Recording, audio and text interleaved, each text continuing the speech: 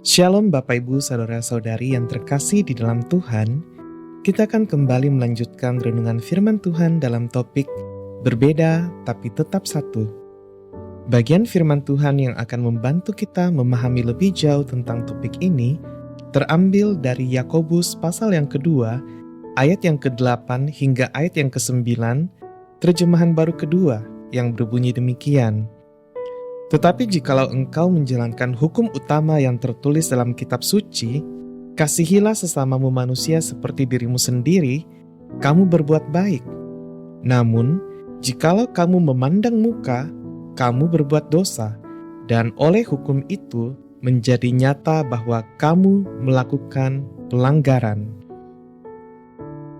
Bapak Ibu Saudara-saudari yang terkasih di dalam Tuhan, setiap kita lahir dengan karakter unik yang diberikan oleh Tuhan.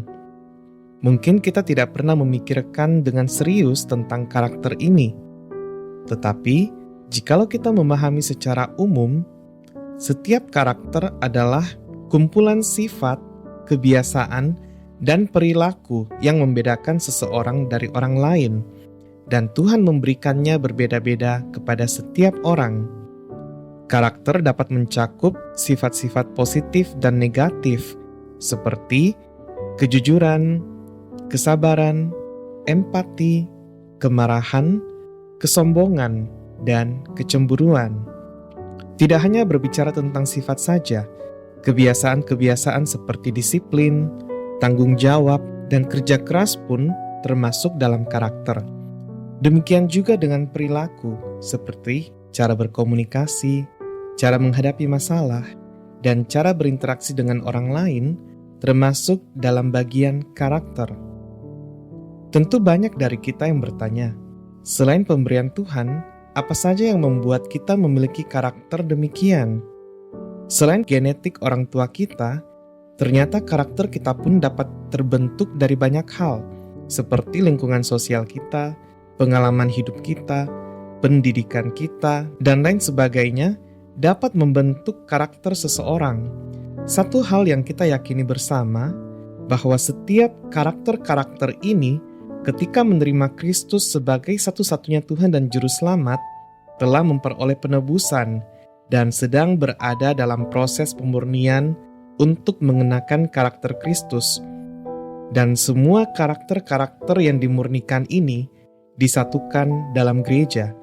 Dan jika kita tidak diperbaharui dalam Kristus, karakter-karakter ini dapat menjadi ancaman bagi kesatuan tubuh Kristus. Bagian firman Tuhan hari ini berbicara tentang karakter-karakter tersebut.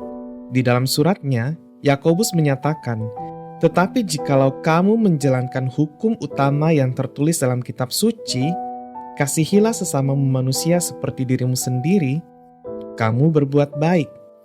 Dengan sangat jelas, bagian ini menegaskan bahwa menaati perintah kasih kepada sesama adalah wujud dari pelaksanaan hukum yang terutama yang diberikan oleh Tuhan Yesus, dan sekaligus memberkati sesama dengan perbuatan baik yang sesuai dengan kebenaran firman Tuhan. Dalam ayat ini, Yakobus memberikan penekanan pada kata hukum utama sebagai nilai tertinggi dalam kitab suci. Inti dari hukum itu adalah kasih, dan kasih ini merupakan ringkasan dari banyak perintah Allah yang lain, terutama yang berkaitan dengan hubungan dengan sesama. Dengan menaati hukum kasih ini, seseorang dianggap berbuat baik dan melakukan kebenaran, tidak hanya di mata manusia, tetapi juga di mata Allah yang memberikan perintah ini. Oleh sebab itu, Yakobus memperingatkan jemaat yang dilayaninya bahwa karakter atau sifat yang selalu membeda-bedakan orang, menunjukkan favoritisme, atau memberikan perlakuan istimewa kepada seseorang berdasarkan hal-hal lahiriah seperti kekayaan, status sosial, penampilan, atau latar belakang, tidak boleh ada di dalam jemaat Tuhan, karena itu adalah dosa. Mengapa dikatakan dosa? Karena karakter atau sifat tersebut bertentangan dengan hukum kasih yang diajarkan oleh Tuhan Yesus. Jika bagian firman Tuhan ini dikaitkan dengan perbedaan karakter yang menjadi perenungan kita, maka sudah sangat jelas hal yang diperintahkan Tuhan kepada kita adalah kita harus mengasihi sesama manusia seperti diri sendiri. Tanpa kasih yang demikian, kita cenderung menghakimi mereka berdasarkan penampilan atau latar belakang yang mereka miliki. Karakter ini tidak boleh ada di dalam diri pengikut Kristus, sebab ini bukanlah karakter yang Kristus inginkan. Kristus memandang kita semua sama di matanya.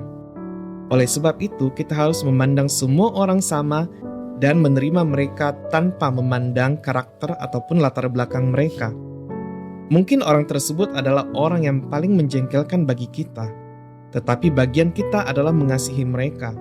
Sebab firman Tuhan berkata, "Kasihilah mereka seperti kita mengasihi diri kita sendiri." Dengan demikian, kita telah menaati hukum Kristus, dan itulah yang menjadi bagian kita. Pertanyaan untuk kita renungkan bersama, bagaimana kita memperlakukan orang lain yang berbeda karakter atau latar belakang dengan kita? Apa yang dapat kita lakukan untuk membangun hubungan yang lebih baik dengan orang lain yang berbeda karakter atau latar belakang dengan kita? Mari kita berdoa. Allah Bapa yang Maha Kasih, berilah kami hikmat untuk melihat setiap orang sebagai ciptaan yang berharga dan layak untuk dihormati, sebagaimana Engkau pun melihat mereka dengan cara yang demikian. Kami berdoa agar kasih yang tidak memandang muka dan tidak membeda-bedakan itu boleh tumbuh dalam diri kami.